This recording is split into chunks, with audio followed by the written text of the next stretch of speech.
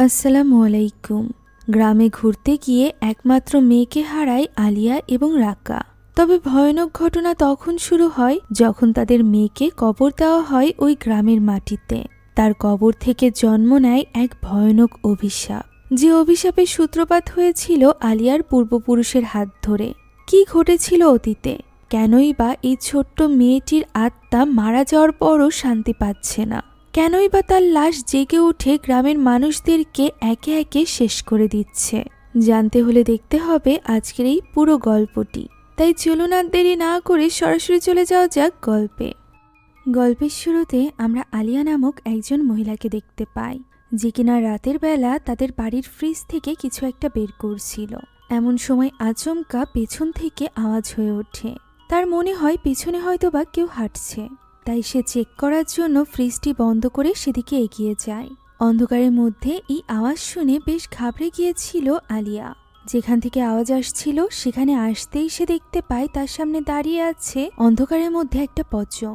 তবে লাইট জ্বালাতেই সে গায়েব হয়ে যায়, যে কারণে আলিয়া লাইট অফ করে দেখতে যায় এবং ঠিক তখনই পচংটি তার আরও কাছে চলে আসে।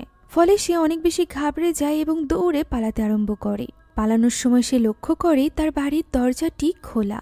বাইরে গোরস্থানের মতো দেখা যাচ্ছে, যেখান থেকে তার মেয়ে জ্যাসমিন তাকে ডাকছে। ফলে সে অবাক হয়ে সেদিকে এগিয়ে যায়। বাড়ির বাইরে বের হয়ে সে হাঁটতে হাঁটতে একটা গর্তের সামনে চলে আসে, যেটা দেখতে হুবহু একটা কবরের মতো ছিল। কবরের ভেতর থেকে তার মেয়ে তাকে ডাকছিল। মেয়ের এরকম ডাক শুনে কোনো কিছু না ভেবেই আলিয়া ওই কবরে নেমে পড়ে। কবরের ভেতর থেকে তখনও পর্যন্ত আওয়াজ আসছিল। কাঠের নিচ থেকে কেউ যেন বের হওয়ার চেষ্টা করছে। সে ওই কাঠ স্পর্শ করতেই যাবে, ঠিক তখনই একটা ভয়ঙ্কর হাত বেরিয়ে আসে এবং তার হাত ধরে বসে। ফলে ভয়ে চিৎকার করে তার ঘুম ভেঙে যায়। হ্যাঁ, এই সব কিছু আলিয়ার স্বপ্নে চলছিল। আর এই মুহূর্তে সে ছিল গাড়িতে বসা। মূলত সে তার হাজবেন্ড রাকা এবং মেয়ে জেসমিনের সাথে তার গ্রামের বাড়ি যাচ্ছিল তার মায়ের সাথে দেখা করার জন্য। এই দুঃস্বপ্ন দেখে ঘাবড়ে গেলে তার হাজবেন্ড তাকে সান্ত্বনা দেয়। এরই মাঝে তার কাছে কল আসে। অফিস থেকে তার বস তাকে কল দিয়েছিল। গ্রামের বাড়িতে যাওয়ার জন্য আলিয়া কিছুদিনের ছুটি নিয়েছিল, যেটা জানার পর বস তার উপর ভীষণভাবে ক্ষেপে গিয়েছিল। সে তাকে কাজের প্রেশারের ব্যাপারে বলতে থাকে। আলিয়া বলে সে ফিরে সবটা কমপ্লিট করে দিবে। আমরা বুঝতে পারি কাজের ক্ষেত্রে আলিয়ার উপর বেশ প্রেশার ছিল। তার বস সব সময় তাকে প্রেশারে রাখত, তবে রাকা তাকে সবসময় সাপোর্ট দিয়ে যেত। এখন এরই মাঝে ঘুম ভেঙে যায় জ্যাসমিনের। সে বাবা মাকে জিজ্ঞাসা করে যে সে নানি বাড়ি কখন পৌঁছাবে। সে অনেক বেশি এক্সাইটেড ছিল তার নানির সাথে দেখা করার জন্য। অনেকদিন পর তার নানির সাথে দেখা হচ্ছে। এর উপর আবার সে তার নতুন বেস্ট ফ্রেন্ড, তার নতুন পুতুলটিকে নিয়ে যাচ্ছে তার নানিকে দেখানোর জন্য, যেটা তার সব থেকে পছন্দের পুতুল ছিল। আমরা বুঝতে পারি তাদের পরিবার খুবই সুখী একটা পরিবার ছিল। তবে তারা তো জানতই না যে খুশি খুশি তারা যেখানে যাচ্ছে সেখানেই তাদের সকল সুখ বিসর্জন হতে চলেছে। এখন সারাদিন ড্রাইভ করে দিউয়ের বাড়িতে পৌঁছাতে পৌঁছাতে রাত হয়ে যায়। দিউই হলো আলিয়ার মা, যে কিনা একা এই পাহাড়ি গ্রামে নির্জন বাড়িতে থাকে। তাই তো সাধারণভাবেই তাকে নিয়ে ভীষণ চিন্তিত থাকতো আলিয়া। বাড়িতে পৌঁছে তারা দেখতে পায় পুরো বাড়ি অন্ধকার। সেই সাথে বারবার ডাকার পরও দিউই কোনো রকম সাড়া দিচ্ছিল না। ফলে তারা বেশ চিন্তিত হয়ে পড়ে। তখনই দরজায় হাত দিতেই তারা দেখতে পায় দরজা তো খোলা। এমনটি কখনো হয় না। তাই তো চিন্তিত অবস্থায় তারা ভেতরে প্রবেশ করে। ভেতরে যাওয়ার পর দেখা যায় দিউই তার ঘরেও নেই। এই অন্ধকার পরিবেশে জেসমিনের অনেক ভয় লাগছিল। তাই আলিয়া তাকে রাকার সাথে পিছে থাকতে বলে। আর এরপর সে নিজে আস্তে আস্তে করে সামনের দিকে এগিয়ে যায় তার মাকে খুঁজতে। সামনের একটা ঘর থেকে রকিং চেয়ারে আওয়াজ হচ্ছিল, সেদিকেই তারা এগিয়ে যায়। অন্ধকারের মধ্যে কেউ একজন চেয়ার থেকে উঠে দাঁড়ায় এবং দ্রুত এগিয়ে আসে লাইটের সুইচের দিকে। তারা একটু ঘাবড়ে গিয়েছিল। এমন সময় লাইট অন করতেই দেখা যায় এটাই হলো দিউই, অর্থাৎ আলিয়ার মা। তাকে এইভাবে সুস্থ স্বাভাবিক দেখে তারা যেন হাঁপ ছেড়ে বাঁচে। জেসমিন গিয়ে জড়িয়ে ধরে তার নানিকে। সন্ধ্যার দিকে দিউয়ের চোখ লেগে গিয়েছিল, যে কারণে সে পুরো বাড়িতে লাইট জ্বালাতে ভুলে গিয়েছে। এখন আলিয়ারা যেহেতু বাইরে থেকে খেয়ে এসেছিল, তাই দিউই তাদের জন্য জুসের ব্যবস্থা করে। ওই সময় রাকা চলে যায় লাগেজ আনতে।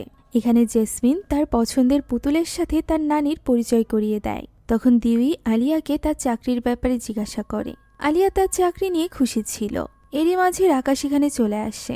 আমরা জানতে পারি রাকা আসলে একজন কন্ট্রাক্টর, যে কারণে তার হাতে যখন প্রজেক্ট আসে তখনই সে কাজে যায়। বাকি সময় সে বাড়ি এবং জেসমিনের দেখাশোনা করে, অর্থাৎ সে সবসময় সাপোর্ট করে আলিয়াকে।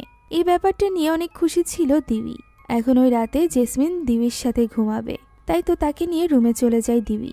এদিকে আলিয়া এবং রাকা আলিয়ার ছোটবেলার রুমে চলে আসে। সেখানে আলিয়া রাকাকে বলে সে আগামী বছর তার মাকে নিজের কাছে নিয়ে যেতে চাইছে, অর্থাৎ শহরে তাদের কাছে নিয়ে গিয়ে সে রাখতে চাচ্ছে, যে ব্যাপারে রাকার কোনো সমস্যা ছিল না। সে সব সময় আলিয়াকে সব ব্যাপারে সাপোর্ট করত, যে কারণে আলিয়াও ভীষণ খুশি ছিল। এখন ওই দিন মাঝরাতের দৃশ্য আমরা দেখতে পাই। দিবির ঘুম ভাঙতেই সে দেখতে পায় তার পাশে জেসমিন নেই। সে একটু চিন্তিত হয়ে পড়ে, তাই তো সে বিছানা থেকে উঠে জেসমিনকে খুঁজতে আরম্ভ করে। রুমের বাইরে যেতেই সে জেসমিনের কণ্ঠ শুনতে পায়, যে কিনা কারোর সাথে কথা বলছিল। তবে সেদিকে এগিয়ে গেলে দিবি সেখানে কাউকেই দেখতে পায় না।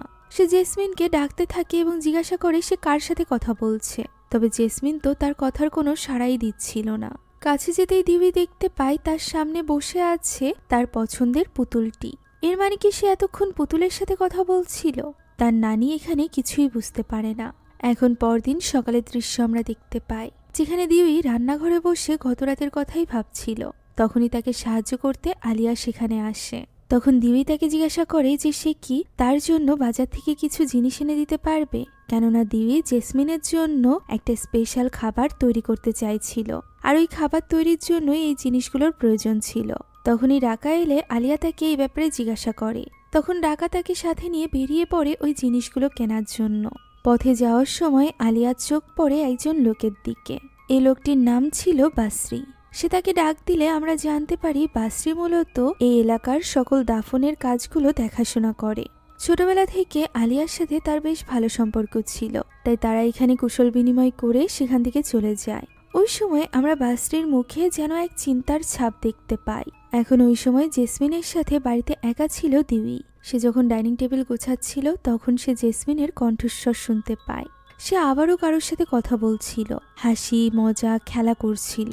তাই তো সে জেসমিনকে ডাকতে ডাকতে তার দিকে এগিয়ে যায়। জেসমিন একা একটা ঘরে বসেছিল এবং সেখানে যেতেই হতবাক হয়ে যায় দিবি, কেননা অপর পাশ থেকে তার দিকে কেউ একজন পুতুলটি ছুঁড়ে দেয়। এটা দিবি লক্ষ্য করে। তাই তো সে এবার জেসমিনকে জিজ্ঞাসা করে যে সে কার সাথে খেলছে। জেসমিন উত্তরে বলে তার বান্ধবীর সাথে। দিবি সেদিকে এগিয়ে গিয়ে দেখতে পায় সেখানে তো কেউই নেই, শুধুমাত্র ওই পুতুলটি। ফলে দিবি এবার বেশ ঘাবড়ে গিয়েছিল। তাই তো সে এবার আর জেসমিনকে একা ঘরে থাকতে দেয় না, বরং সে তাকে বুঝিয়ে শুনিয়ে নিজের সাথে নিয়ে যায়।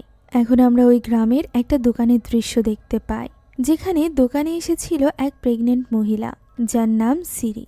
সিরির খুব শীঘ্রই ডেলিভারি হতে চলেছে, তাই সে খাবার নিতে এসেছে দেখে দোকানি তার সাথে কুশল বিনিময় করে। সে বেরিয়ে যেতেই সেখানে আলিয়ারা আসে। মাওয়ার নামক এই দোকানির সাথে আলিয়ার বেশ ভালো সম্পর্ক ছিল, ছোটবেলার বান্ধবী তারা, যে কারণে এতদিন পর দেখা হওয়ায় তারা দুজনই ভীষণ খুশি হয়ে যায়। আর এরপর তারা যখন জিনিসপত্র কিনছিল তখনই সেখানে মাওয়ারের মেয়ে চলে আসে। তার সাথে দেখা হয়ে আলিয়ার আরো বেশি ভালো লাগে। সেখান থেকে জিনিসপত্র নিয়ে তারা চলে আসে বাড়িতে, যেখানে নানির হাতের মজাদার খাবার খেয়ে খুশি হয়ে যায় জেসমিন। তারা বেশ ভালো একটা সময় কাটাচ্ছিল। খাওয়া শেষে জেসমিনকে নিয়ে রাকা সেখান থেকে উঠে যায়। তখন আলিয়া নিজের পরিকল্পনার ব্যাপারে দিবিকে বলে যে আগামী বছরই সে দিবিকে নিজের সাথে করে শহরে নিয়ে যেতে চায়। তবে দিবি এই ব্যাপারে একদমই রাজি ছিল না। প্রথমত সে এখানেই বড় হয়েছে, পুরো জীবন এই গ্রামেই কেটেছে, তাই সে তার শেষ জীবনটুকু এখানেই কাটাতে চায়। এছাড়া মৃত্যুর পর সে চায় এখানেই যেন তাকে দাফন করা হয়।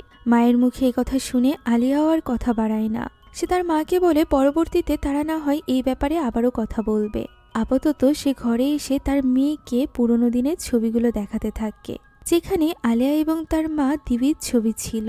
এখানে এই ছবিতে একটা লেকও দেখা যাচ্ছিল, যেটা দেখে জেসমিন অনেক বেশি উৎসাহিত হয়ে পড়ে। সে এই ব্যাপারে আলিয়াকে জিজ্ঞাসা করলে আলিয়া বলে ছোটবেলা থেকেই সে গ্রামের এই লেকের পাশে খেলে খেলে বড় হয়েছে, যা শুনে জেসমিন আরো বেশি কৌতূহলী হয় এবং বলে আগামীকালই যেন তার মা তাকে ওই লেকের কাছে নিয়ে যায়, সে সেখানে যেতে চায়। এই ব্যাপারে সে তার বাবার কাছেও পারমিশন নিয়ে নেয়।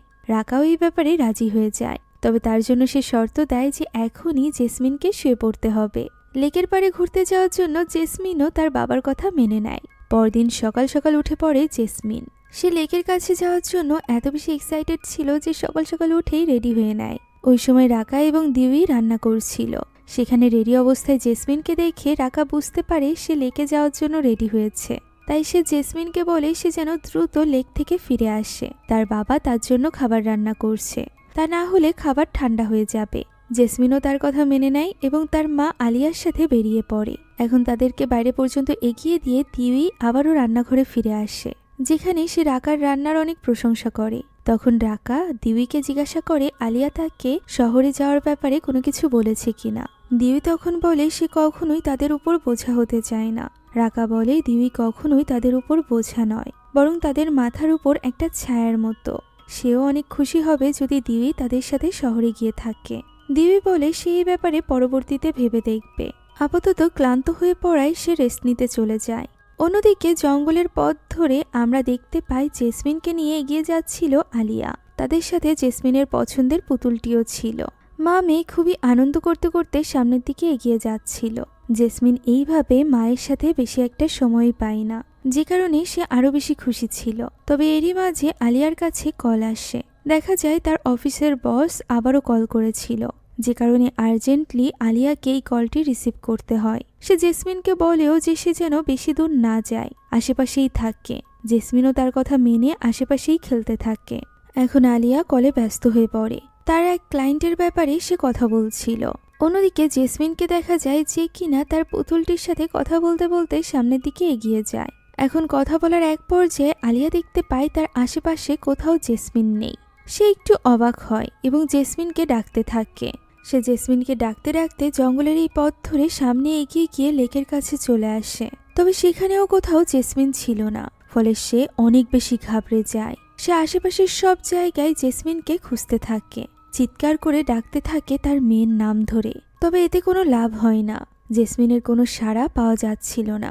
এরই মাঝে পানির ভেতরে একটু শব্দ শুনতে পায় আলিয়া। সে সেদিকে এগিয়ে যায়। দৌড়ে গিয়ে দেখতে পায় সেখানে জেসমিনের পুতুলটি পড়ে আছে। পানির ভেতরে পুতুলটিকে দেখে আলিয়া কিছুই বুঝে উঠতে পারছিল না। সে সাহস করে হাত বাড়িয়ে পুতুলটি তুলে নেয়। ঠিক তখনই পানিতে ভেসে ওঠে জেসমিনের লাশ, যা দেখে আলিয়া পাগলের মতো পানিতে ঝাঁপ দেয় এবং দ্রুত জেসমিনকে পানি থেকে উপরে তুলে নেয়। সে তাকে ডেকে তার হুঁশ ফেরানোর চেষ্টা করতে থাকে, সাহায্যের জন্য আশেপাশে চিৎকার করতে থাকে। তবে এতে কোনো লাভ হয় না। জেসমিন তো ততক্ষণে মারা গিয়েছিল, ফলে কান্নায় ভেঙে পড়ে আলিয়া। ওই দিন রাতে মুষলধারে বৃষ্টি পড়তে থাকে। আমরা বাড়ির ভেতরের দৃশ্য দেখতে পাই, যেখানে আলিয়ার সামনে ছিল তার একমাত্র মেয়ে জেসমিনের লাশ, যার জানাজার গোসল এখন আলিয়াকেই করতে হবে। কোনো মায়ের জন্যই এই কাজটি করা সহজ না। অন্যদিকে ভেতরে আমরা দিউইকে দেখতে পাই, যে বাতি জ্বালিয়ে রাকার কাছে গিয়ে বসে। তাকে সান্ত্বনা দেওয়ার মতো ভাষা তার কাছে ছিল না। রাকা তো জেসমিনকে নিজের শহরে নিয়ে গিয়ে দাফন করতে চাইছিল, তবে বাইরে যে পরিমাণে ঝড় বৃষ্টি হচ্ছিল তাতে লাশ নিয়ে যাওয়া এত সহজ ছিল না। এর উপর আবার পাহাড়ি রাস্তা। এরই মাঝে সেখানে বাসরি এবং মাওয়ার চলে আসে। তারা দুজন মিলে জেসমিনের জন্য কাফনের কাপড় রেডি করতে থাকে। এদিকে বাইরে গিয়ে গাড়ি স্টার্ট করার চেষ্টা করতে থাকে রাকা। তবে এই ঝড় বৃষ্টির মধ্যে গাড়িও ঠিকমতো ভাবে স্টার্ট নিচ্ছিল না, ফলে সে একদমই ভেঙে পড়ে। সে বুঝতে পারে জেসমিনকে এখানে মাটি দেওয়া ছাড়া আর কোনো উপায় নেই, ফলে সে কান্নায় ভেঙে পড়ে। অন্যদিকে কাঁদতে কাঁদতে কোনো মতে একমাত্র মেয়েকে গোসল করাচ্ছিল আলিয়া। জানাজার গোসল শেষে তার লাশকে কাফনের কাপড়ে মুড়িয়ে দেওয়া হয়। এদিকে ততক্ষণে রাকাও হার মেনে বাড়ির ভেতরে চলে এসেছিল। সে কি বলবে তাও বুঝে উঠতে পারছিল না। তখন দিউই বলে সে নিজেই জেসমিনের কবরের খেয়াল রাখবে, তারা যেন নিশ্চিন্তে তাকে এখানেই দাফন করে। রাকা অনেক বেশি ভেঙে পড়ে এবং এগিয়ে যায় তার স্ত্রীর কাছে। মা বাবা দুজনই কান্নায় ভেঙে পড়েছিল। তারা একজন আরেকজনের সাথে কথা বলার সাহস পর্যন্ত পায় না। এখন এরপর তারা সকলে সেখানে বসে দোয়া কালাম পড়তে শুরু করে। তবে আলিয়া এবং রাকা তখনও পর্যন্ত নিজেদের হুঁশে ছিল না। কাঁদতে কাঁদতে তাদের অবস্থা খারাপ হয়ে গিয়েছিল। এখন এই দোয়া কালামের মাঝখানে বাসরি হঠাৎ করেই চমকে ওঠে, যখন সে জেসমিনের লাশের এই ভয়ানক রূপ দেখতে পায়। দেখে মনে হচ্ছিল জেসমিন তার দিকে তাকিয়েই হাসছে। আশেপাশের আর কেউই এই ব্যাপারে লক্ষ্য করে না, যে কারণে সেও কাউকে কিছু বলে না। এখন বৃষ্টি থামার পর দিবির বাড়ির পাশেই জেসমিনের দাফনের জন্য কবর খোঁড়া হয়। তাকে কবরে নামিয়ে বাসরি এবং রাকা মিলে দাফনের কাজ শেষ করে। আলিয়ার হাতে তখনও পর্যন্ত জেসমিনের ওই পছন্দের পুতুলটি। সকালের আলো ফোটা পর্যন্ত রাকা এবং আলিয়া সেখানেই থাকে। মেয়েকে কবরে রেখে তারা যেন এখান থেকে যেতেই পারছিল না। রাকা এখানে আলিয়াকে জিজ্ঞাসা করে যে সে কি আরও কিছুদিন এখানে থেকে যেতে চায়। তবে আলিয়ার মতে সে যদি এখানে আর একটু সময় বেশি কাটায় তাহলে হয়তোবা সে আর যেতেই পারবে না। তাই তারা দুজনই সিদ্ধান্ত নেয় যে আজই তারা এই গ্রাম থেকে চলে যাবে। ব্যাপারটাতে দিবি একটু অবাক হয়। সে তাদেরকে বলেও কিছুদিন এখানে কাটিয়ে যেতে, যাতে করে দিবি তাদের পাশে থাকতে পারে। তবে আলিয়া এবং রাকা রাজি হয় না। এখন মন খারাপ অবস্থায় তারা দুজন রওনা দেয় শহরের উদ্দেশ্যে। তিনজনে এসেছিল এই গ্রামে, এখন তারা দুজন হয়ে ফিরে যাচ্ছে একমাত্র মেয়েকে হারিয়ে। যে ব্যাপারটা তাদের জন্য অনেক বেশি কষ্টের ছিল।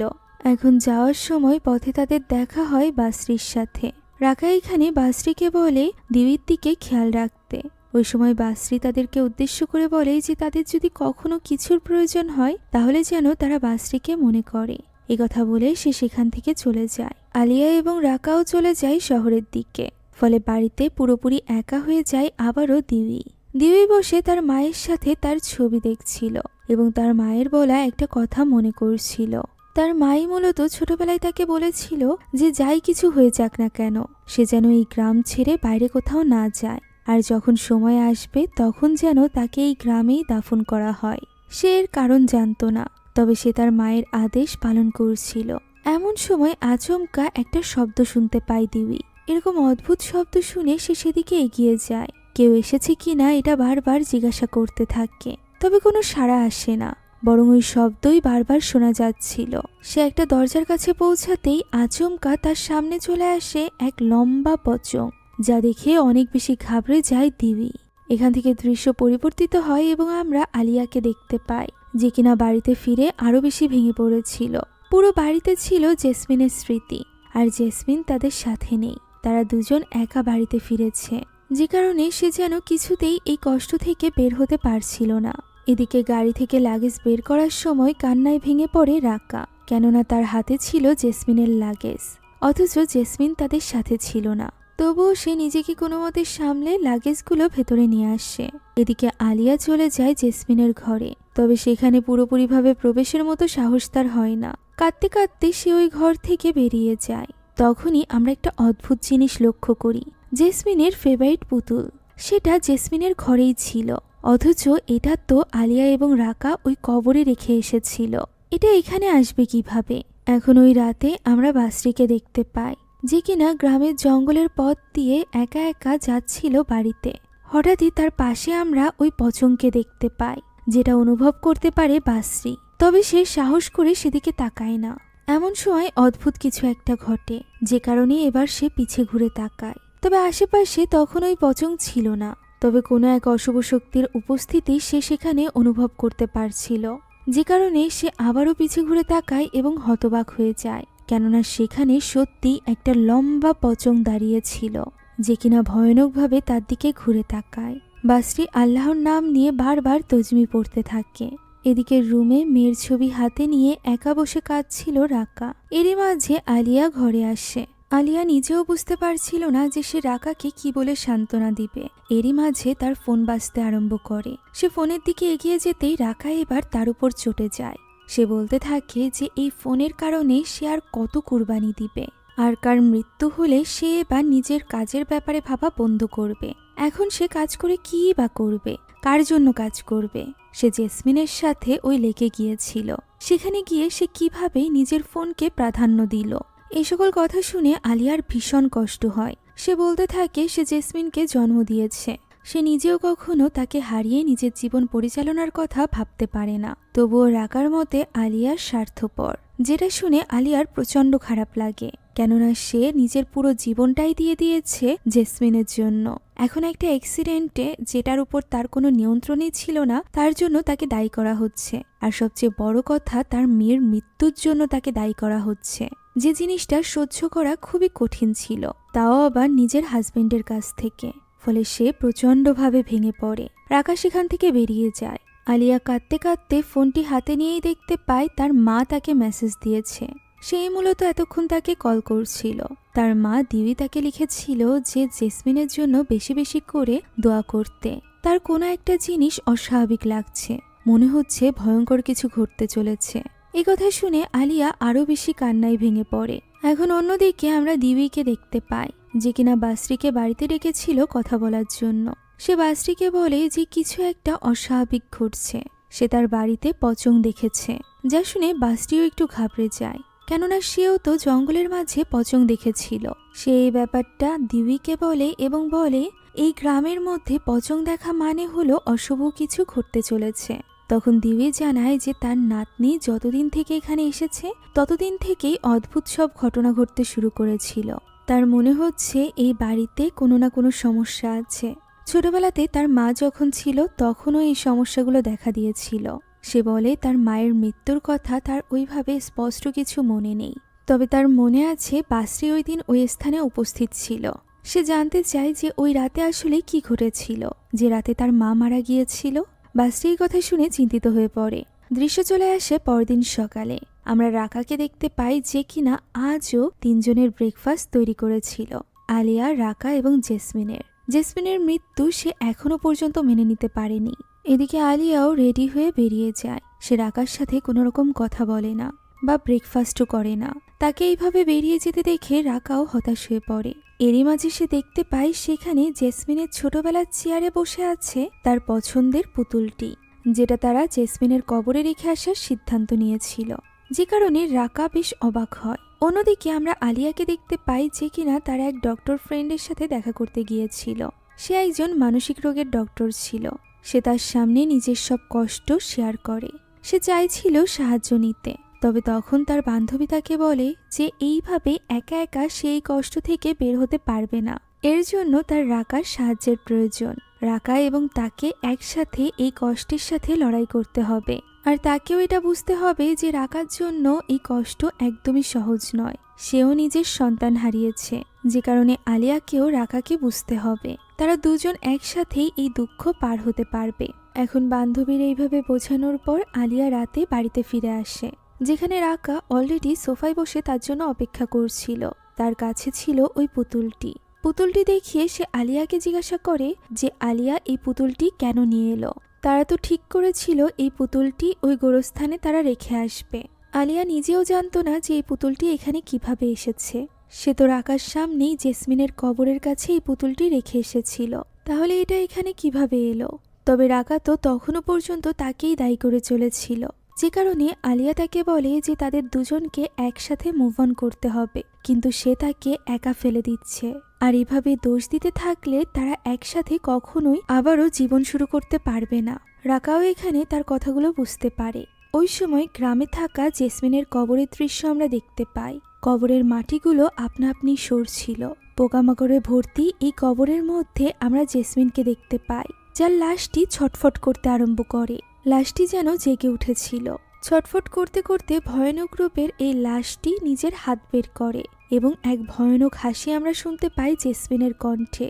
ওই সময় এই গ্রামের একজন প্রেগনেন্ট মহিলা সিরিকে আমরা দেখতে পাই, যাকে আমরা মাওয়ারের দোকানে দেখেছিলাম। তার প্রসব বেদনা উঠেছিল, সে ব্যথায় ছটফট করছিল। তখন তার হাজবেন্ড তাকে বলে একটু শক্ত হতে, সে এখনই ধাত্রীকে ডেকে আনবে। এই কথা বলে সে সিরিকে একা রেখে বাড়ি থেকে বেরিয়ে যায় ধাত্রীকে ডাকার জন্য। এছাড়া আর কোনো উপায়ও ছিল না। সিরি ব্যথায় কাঁদছিল। এরই মাঝে তার মনে হয় সামনের ঘর থেকে একটা গুংরানির আওয়াজ। হঠাৎ করেই কিছু একটা পড়ে যাওয়ার শব্দ হয়। সিরি তো উঠে গিয়ে দেখতেও পারছিল না যে কি হচ্ছে, কেউ বাড়িতে ঢুকেছে কিনা। এরই মাঝে তার ব্যথা বেড়ে যায়। হঠাৎই তার পায়ের কাছ থেকে কেউ একজন উপরে উঠে আসে। দেখা যায় এটি ছিল জেসমিনের এই ভয়ানক রূপ দেখে অনেক বেশি ঘাবড়ে গিয়েছিল সিরি। তখনই জেসমিন ভয়ানকভাবে তার উপর হামলা করে। সে ভয়ানকভাবে তার পেট ফেড়ে ফেলতে আরম্ভ করে, যা দেখে চিৎকার করতে থাকে সিরি। চারিদিকে রক্ত ছিটতে থাকে এবং আমরা দেখতে পাই সিরি এভাবেই মারা যায়। একই রাতে আমরা আলিয়াকে ওয়াশরুমে দেখতে পাই, যেখানে বেসিংয়ের সামনে সে দাঁড়িয়েছিল এবং জেসমিনের কথাই ভাবছিল। নিজেকে কিছুটা সামলে সে মুখে পানি দিতেই হঠাৎ করে সে দেখতে পায় সে পৌঁছে গিয়েছে ওই লেকের কাছে, যেখানে পানির ভেতর থেকে জেসমিন তার সাহায্য চাচ্ছিল। সে পানির কাছে এগিয়ে যেতেই জেসমিনের এক ভয়ানক রূপ পানি থেকে বেরিয়ে আসে এবং তাকে টেনে নিয়ে যায় পানির ভেতরে। সে লেকের ভেতরে পড়ে গিয়েছিল, অথচ সে পুরো ভেজা অবস্থায় নিজের বিছানায় এসে পড়ে। চমকে ঘুম ভেঙে যায় রাকার। সে বুঝতে পারছিল না যে এইমাত্র আলিয়ার সাথে কি হয়েছে। আলিয়া নিজেও বুঝতে পারছিল না, তবে সে এটুকু বুঝতে পেরেছিল যে জেসমিনের আত্মার তার সাহায্যের প্রয়োজন। তার মেয়ের আত্মা তার কাছে সাহায্য চাইছে। এটা জানার পর সে ঘরে বসে কিছুতেই থাকতে পারবে না। সে তখনই চাচ্ছিল রাকার সাথে জেসমিনের কবরের কাছে যেতে, তবে রাকা তাকে বোঝাতে থাকে যে জেসমিন তাদেরকে ছেড়ে চলে গিয়েছে। সে হয়তোবা মেনে নিতে পারছে না, এজন্যই এমনটি মনে হচ্ছে। তখন আলিয়া বলে তার কাপড় ভেজা কেন, বা ওই পুতুলটিও তাদের সাথে এখানে এলো কিভাবে। এর কি কোনো জবাব আছে রাকার কাছে? যদি সে এর কোনো উত্তর না দিতে পারে, এর মানে নিশ্চয়ই কোনো না কোনো ঝামেলা হচ্ছে। যদি রাকা তার সাথে না যেতে চায়, তাহলে সে একাই যাবে। কথা বলে সে ওই রুম থেকে চলে যায়। পরদিনে আমরা দেখতে পাই আলিয়াকে নিয়ে রাকা রওনা দিয়েছে গ্রামের উদ্দেশ্যে। তবে গ্রামে পৌঁছাতে পৌঁছাতে রাত হয়ে যায়। রাতের বেলা তারা যখন গ্রামের রাস্তা দিয়ে যাচ্ছিল, তখন তারা দেখতে পায় জানাজা যাচ্ছে, অর্থাৎ সিরির লাশ নিয়ে যাওয়া হচ্ছিল দাফনের জন্য, যাদের সাথে বাসরিও ছিল। সে রাকাদেরকে এইভাবে গ্রামে ফিরতে দেখে একটু অবাক হয়। এদিকে আলিয়া রাকাকে বলতে থাকে দ্রুত জেসমিনের কবরের কাছে নিয়ে যেতে। বাড়িতে পৌঁছে তারা এক মুহূর্ত দেরি করে না, বরং তারা বাড়ির ভেতরে না ঢুকে সরাসরি চলে যায় কবরের কাছে। তাদের বাড়ির আঙিনাতেই এই কবর ছিল। কবরের কাছে যেতেই বাবা মা হতবাক হয়ে যায়, কেননা মেয়ের কবরটি খোঁড়া রয়েছে। এগিয়ে যেতেই তারা দেখতে পায় সেখানে তাদের মেয়ের লাশ নেই। ফলে তারা আরো বেশি ঘাবড়ে যায় এবং দ্রুত সেখান থেকে ভেতরে চলে আসে। তারা সরাসরি চলে যায় দিবির কাছে, যে কিনা তখনও তার মা এবং নিজের ছবি হাতে বসেছিল। আলিয়া গিয়ে তাকে এই ব্যাপারে জিজ্ঞাসা করতেই এখানেই খোলে আসল রহস্য। তাদেরকে সব ঘটনা খুলে বলে দিবি। সে বলে ওঠে তার মানে ওই অভিশাপ সত্যি ছিল। আলিয়া অবাক হয়ে যায়। তখন দিবি বলতে শুরু করে তার মায়ের মৃত্যুর ওই রাতের ঘটনা। মূলত গ্রামবাসীরা এসেছিল তার মাকে শেষ করে দিতে, কেননা তাদের ধারণা দিবির মা কালো জাদু করে। দিবির বয়স তখন মাত্র 7 বছর। সে এইসবের কিছুই বুঝছিল না। সে তো তার মতো বসে খেলছিল। তবে বাইরে চিৎকার চেঁচামেচি শুনে তার মা সবটা বুঝতে পেরেছিল। তাই তো সে এখানে দিবিকে বলেছিল যে সে যেন এই গ্রাম ছেড়ে কখনো বাইরে না যায় এবং সময় আসলে তাকে যেন এই গ্রামেই দাফন করা হয়। কথা বলে সে রুমের বাইরে আসে গ্রামবাসীর মুখোমুখি হওয়ার জন্য, কেননা গ্রামের লোকেরা অলরেডি তার বাড়ি পুড়িয়ে ফেলার হুমকি দিচ্ছিল। সে বাইরে বের হতেই গ্রামবাসীরা চুপচাপ হয়ে যায়। তখনই ভিড়ের মধ্য থেকে একটা বাচ্চাকে কোলে করে নিয়ে আসে একজন লোক এবং বলতে থাকে এই বাচ্চার মৃত্যু হয়েছে দিবির মায়ের জন্য। তার কালো জাদুর জন্যই এই বাচ্চা মারা গিয়েছে। ফলে সকলে মিলে চিৎকার করতে থাকে যে তারা দিবির মাকে মেরে ফেলবে। ভেতর থেকে দিবি এই সকল কথা শুনে কান্নায় ভেঙে পড়ে। তবে তার মা তো তাকে বাইরে আসতে নিষেধ করেছিল, যে কারণে সে বাইরে যায় না। এখানে দিবির মা সকলকে উদ্দেশ্য করে বলে তাকে যে দোষ দেওয়া হচ্ছে সেই দোষ সঠিক নয়। সে কোনো কালো জাদুকারী নয়। তারা তাকে মেরে ফেলতে পারে, তবে তার বংশ শেষ করতে পারবে না।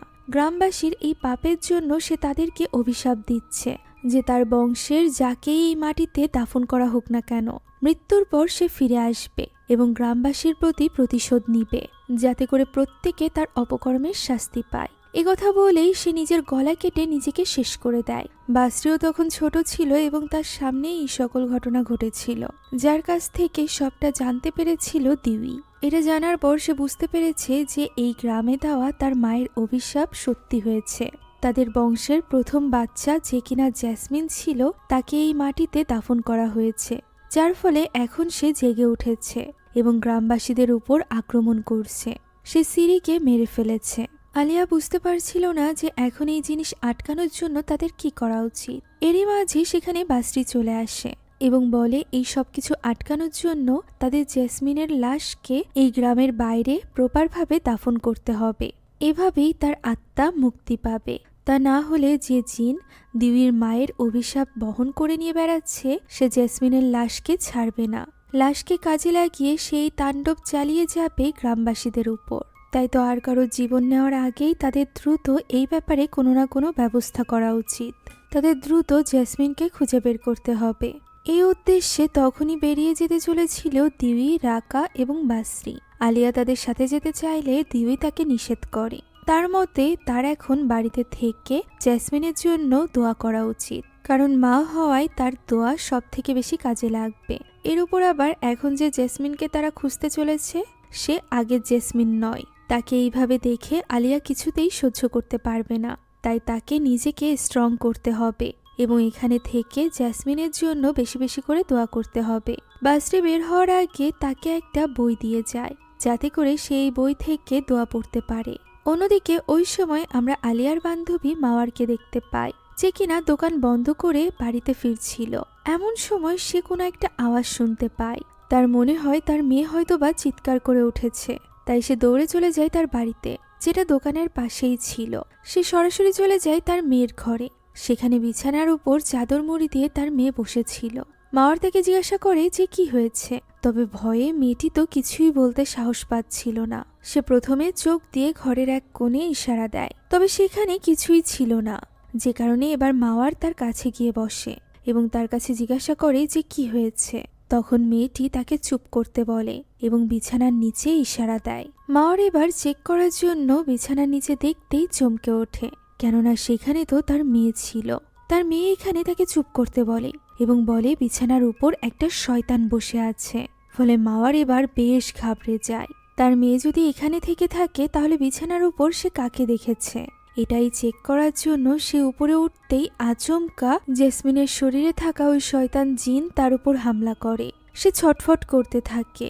মাওয়ারের মেয়েটা বিছানার নিচ থেকে তার মাকে ডাকতে থাকে, তবে তার কিছু করার ছিল না। সেখানেই ওই জিন তাকে মেরে ফেলে।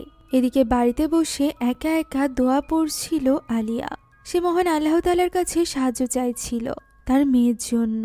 এর মাঝে সে জেসমিনের কান্নার কণ্ঠ শুনতে পায়, যে কিনা আলিয়াকে ডাক দেয়। তার এই কান্নার ডাক যেদিক থেকে আসছিল সে সেদিকে এগিয়ে যায়। দেখা যায় পচঙের পায়ের ছাপ, যেটা একটা রুমের ভেতরে চলে গিয়েছে।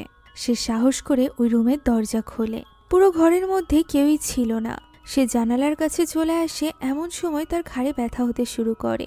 তখনই সে আয়নার রিফ্লেকশনে জেসমিনের পছন্দের ওই পুতুলটিকে দেখতে পায়। এটা এখানে এলো কিভাবে, এটা ভেবে অবাক হয়ে আলিয়া তার কাছে চলে যায় এবং পুতুলটি হাতে তুলে নেয়। তখনও জেসমিনের কণ্ঠ শোনা যাচ্ছিল, যে কিনা অনবরত আলিয়াকে ডেকেই চলেছিল। তাই পুতুলটি হাতে নিয়ে আলিয়া বাড়ি থেকে বেরিয়ে পড়ে এবং ওই কণ্ঠ অনুসরণ করতে থাকে।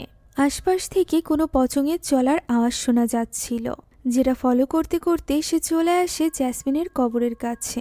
সেখানে আসতেই সে দেখতে পায় কবরটি খোঁড়া, তবে তার ভেতরে তখনও কাঠের অংশটি ঠিকঠাক আছে, যেখানে কেউ একজন ভেতর থেকে কাঠটি খোলার চেষ্টা করছে, অর্থাৎ বারবার ধাক্কা দিচ্ছে। এটা দেখে আলিয়া সেখানে বসে পড়ে এবং চোখ বন্ধ করে তার মেয়েকে ডাকতে থাকে। সে মনে মনে তার মেয়েকে বলতে থাকে যে সে কোথায় আছে। তখনই পিছ থেকে তার মেয়ে তাকে ডাক দেয়। পিছে ঘুরতেই সে দেখতে পায় জেসমিন দাঁড়িয়ে আছে। তাকে এইভাবে দেখে মনের ভেতরে শান্তি পায় আলিয়া। তবে এটা জেসমিনের শরীর ছিল না, বরং জেসমিনের আত্মা ছিল।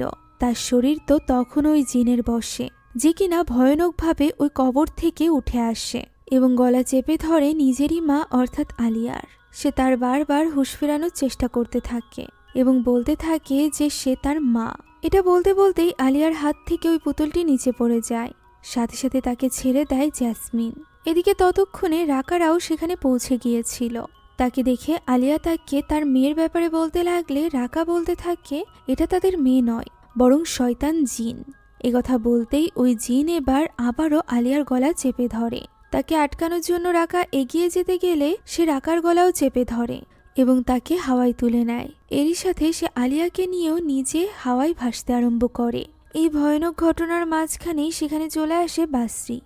এই ভয়ানক দৃশ্য দেখে দ্রুত রুকিয়া পড়তে আরম্ভ করে, যার ফলস্বরূপ ওই জিন আলিয়া এবং রাকাকে ছেড়ে দেয়। তারা নিচে এসে পড়ে এবং ওই জিন নিজে গায়েব হয়ে যায়। বাসরি ওই জিনকেই খুঁজতে থাকে। এদিকে আলিয়াকে সামলানোর চেষ্টা করতে থাকে রাকা। আলিয়া তখনও পর্যন্ত মেনে নিতে পারছিল না যে এটা তাদের মেয়ে নয়, বরং এক শয়তান জিন। এরই মাঝে জেসমিন হামলা করে বাসরির উপর। রুকিয়ার মাধ্যমে সে কোনো মতে জেসমিনকে নিজের নিয়ন্ত্রণে নেওয়ার চেষ্টা করতে থাকে। এদিকে আলিয়াকে কিছুতেই ধরে রাখা যাচ্ছিল না। দিউই এসে তার মেয়েকে বোঝানোর চেষ্টা করতে থাকে, তবে আলিয়ার মন তো কিছুতেই মানছিল না। এদিকে বাসরি অনেক চেষ্টার পর ফাইনালি জ্যাসমিনের শরীরকে শান্ত করতে পেরেছিল। সেভাবে সব হয়তোবা ঠিক হয়ে গিয়েছে, তাই সে সেখান থেকে চলে আসছিল। এমন সময় পেছনে উঠে বসে জ্যাসমিন, যা দেখে চিৎকার করতে শুরু করে আলিয়ারা। তবে সে কিছু বুঝে ওঠার আগেই বাসরির ওপর হামলা করে জ্যাসমিনের ভেতরে থাকা ওই জিন। তবুও বাসরি কোনো মতে ওই জিনের হাত থেকে নিজেকে মুক্ত করে তার মাথায় হাত রেখে দোয়া কালাম পড়া আরম্ভ করে এবং বাকিদেরকেও বলে তার এই কাজে সাহায্য করতে। বাকিরাও নিজ নিজ জায়গা থেকে দোয়া পড়তে থাকে, যার ফলস্বরূপ এবার ওই জিন বাধ্য হয় জ্যাসমিনের শরীর ছেড়ে বেরিয়ে যেতে। অভিশাপ কেটে যায়, জ্যাসমিনের শরীর মাটিতে লুটিয়ে পড়ে। সকলে ছুটে যায় তার কাছে। বাসরি মহান আল্লাহ তাআলার শুকরিয়া আদায় করতে থাকে। এদিকে পুরো পরিবার কান্নায় ভেঙে পড়েছিল। এক সন্তানকে হারানোর কষ্ট তারা দ্বিতীয়বার পাচ্ছিল। এখন এরপর পরদিনের দৃশ্য আমরা দেখতে পাই।